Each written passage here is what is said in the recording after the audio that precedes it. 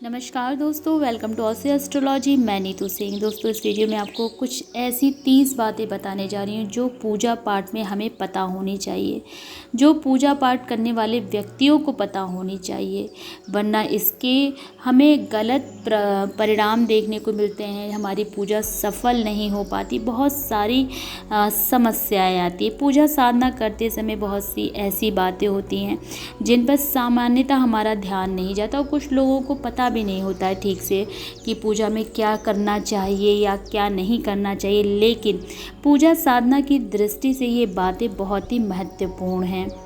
Number 1, Ganpati जी को तुलसी का पत्ता कभी भी नहीं चढ़ाना चाहिए। तुलसी पत्ता छोड़ के उनको सारे पत्ते प्रिय हैं। भैरव की पूजा में तुलसी भी नहीं चढ़ानी चाहिए। ना गणपति जी की पूजा में आपको तुलसी चढ़ानी है, ना ही आपको भैरव पूजा में तुलसी चढ़ानी है।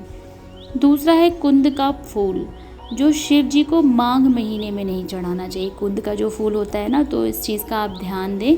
जो माघ का महीना आता है उसमें शिव जी को गलती से भी कुंद का फूल ना चढ़ाएं। तीसरा, जैसे आपने ठाकुर जी घर में रखे हैं और आप ठाकुर जी को डेली तुलसी का पत्ता चढ़ाते हैं, तो एक चीज़ का आपको ध्यान देना है कि आपको तुलसी का जो पत्ता है वो बिना नहाए नहीं तोड़ना है।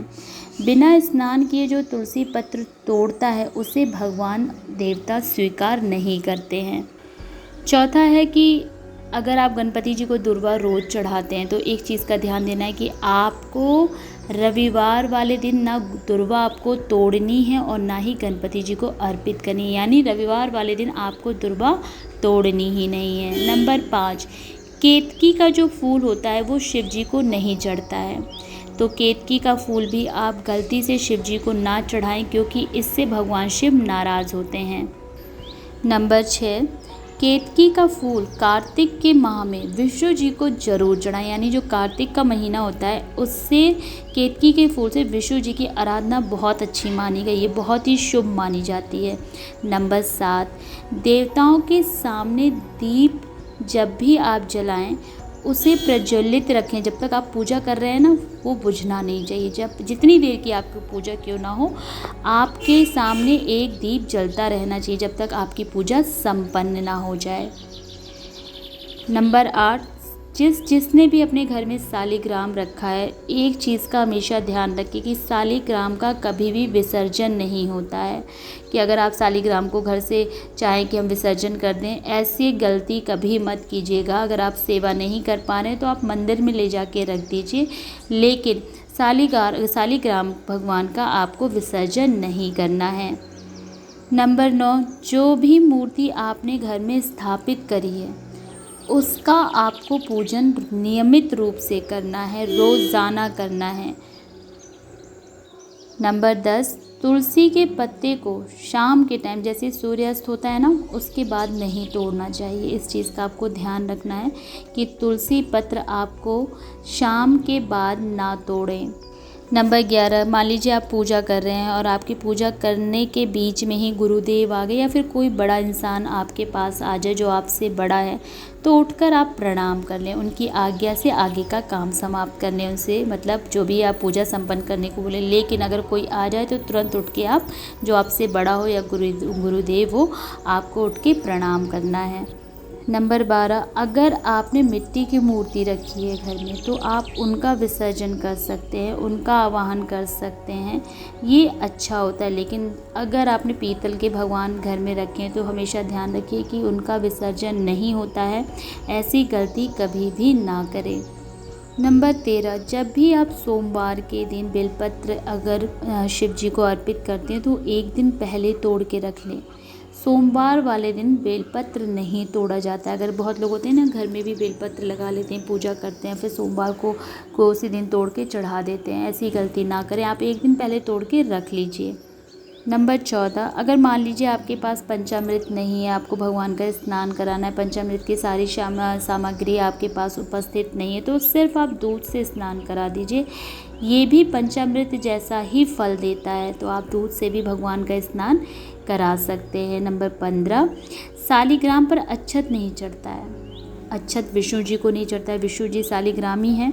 तो इस चीज़ का ध्यान रखें कि शालिग्राम पर कभी भी अक्षत नहीं चढ़ता है। लाल रंग मिश्रित चावल चढ़ाया जा सकता है, जैसे रोली में आपने चावल को रोली में मिला लिया हो तो आप चढ़ा सकते हैं, लेकिन आपको अक्षत विष्णु जी को और शालिग्राम भगवान को नहीं चढ़ाना है।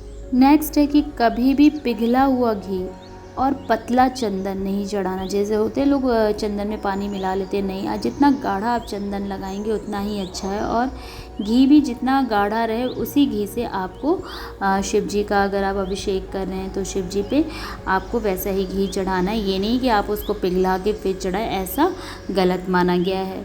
नेक्स्ट है सबसे इम्पॉर्टेंट, बहुत लोग होते हैं दीपक से दीपक जला देते हैं, दीपक से धूप बत्ती जला देते हैं। दीपक से दीपक जलाने से प्राणी दरिद्र होता है, यानी उसके घर में दरिद्रता आती है और रोगी होता है।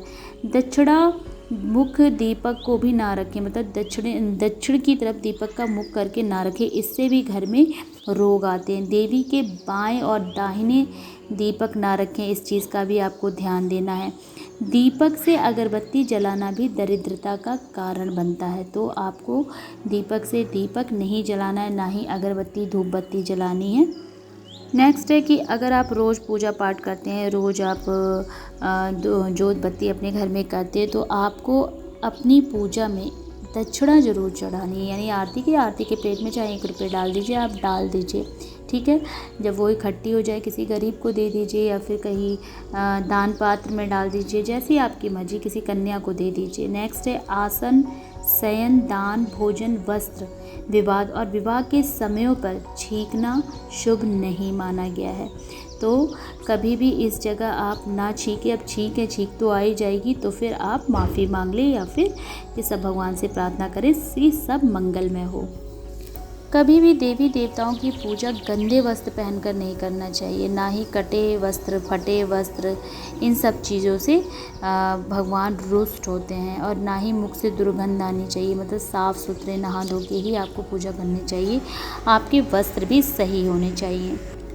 गौमूत्र का कहते हैं गौमूत्र कभी भी प्रदोष काल में ग्रहण नहीं करना चाहिए, मतलब जैसे ही प्रदोष काल लगता है, डेली लगता है, रोज़ लगता है, उस टाइम गौमूत्र आप ग्रहण ना करें, ना ही गौमूत्र का घर में छिड़काव करें।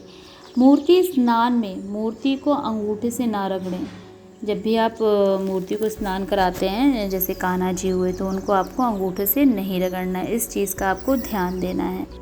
नेक्स्ट है कि अगर आप भगवान को भोग लगाते हैं, तो भोग बहुत लोग होते हैं 2-2 3-3 दिन भोग इकट्ठा कर लेते हैं। भोग को तुरंत आप अपने में परिवार में बांट दीजिए और तुरंत भोग को आप स्वीकार कर लीजिए। इस चीज़ का ध्यान देना कि आपका भोग जो आप डेली भगवान को, जैसे कान्हा जी हैं, डेली भोग लगता है मिश्री का, जिस चीज़ का भी आप लगाते हो, वो इधर उधर पड़ा ना हो, उसे तुरंत ही बांट के खा लीजिए। जो बर्तन आप पूजा के लिए इस्तेमाल करते हैं वो आपके साफ़ सुथरे होने चाहिए। जैसे आपने सुबह दीप जलाई और उस दीप की बत्ती निकाल के फिर उसी में जला दी, नहीं, कम से कम आप दोबारा उसे धुलिए, उसके बाद ही दीप जलाइए। इस चीज़ को आपको बहुत अच्छी तरीके से ख्याल रखना है, ध्यान रखना है। जब भी पूजा करें घंटी का प्रयोग जरूर करें, दोनों टाइम आपके घर में घंटी जरूर बजनी चाहिए। शंख बजना चाहिए। इससे क्या होता है कि घर के अंदर पॉजिटिव एनर्जी आती है, घर का जो वातावरण होता है वो सकारात्मक बनता है। घर में तुलसी जरूर होनी चाहिए और तुलसी में सुबह जल दीजिए और शाम को तुलसी के पास एक घी का दीपक जलाइए। चलिए घी नहीं, आप तेल का जला दीजिए, लेकिन एक दीप आपको तुलसी जी के पास जलाना बहुत ज़रूरी है। इससे घर में सुख समृद्धि आती है, घर में यश बढ़ता है। नेक्स्ट है कि जब भी कोई त्यौहार होता है या आप पूजा पाठ या कोई व्रत रखते हैं, तो सबसे पहला जो भोग है वो आपको भगवान का निकालना है। आप एक थाली अपने मंदिर में, जो भी आपके घर में छोटा सा मंदिर है, वहाँ आपको निकालना है। भगवान को भोग लगाने के बाद फिर आपको अपने पूरे परिवार के साथ भोजन ग्रहण करना है। जैसे आप पूरे घर को साफ़ सुथरा रखते हैं ना, वैसे ही अपने मंदिर को साफ़ सुथरा रखिए। ध्यान दीजिए कि मंदिर में कहीं जाले तो नहीं है, धूल मिट्टी तो नहीं है। बहुत लोग होते हैं मंदिर बहुत गंदा रखते हैं, साफ़ ही नहीं करते हैं, बस दिए जला दिए निकल गए। नहीं, मंदिर में कहीं भी धूल मिट्टी नहीं इकट्ठी होनी चाहिए, ना जाले रखने चाहिए। बहुत सुंदर मंदिर बना के रखिए। इससे घर में कहते हैं ना, इससे घर में सुख समृद्धि आती है, एक पॉजिटिव एनर्जी आती है। तो मंदिर आपका कहीं से भी गंदा नहीं होना चाहिए, इस चीज़ का आपको ध्यान रखना है। अपने मंदिर में एक लोटा तांबे का हो चाहे पीतल का हो, छोटा सा लोटा जल भरकर हमेशा रखें, उसमें थोड़ा सा गंगा जल मिला दें और हमेशा आपके मंदिर में एक लोटा जल भरा होना चाहिए। दोस्तों, तो ये जो इतनी बातें मैंने आपको बताई मंदिर से संबंधित, अगर आपको वीडियो मेरी पसंद आई, वीडियो लाइक करें, शेयर करें, मुझसे जुड़ने के लिए मेरे चैनल को सब्सक्राइब करें। फिर मिलेंगे। जय माता दी।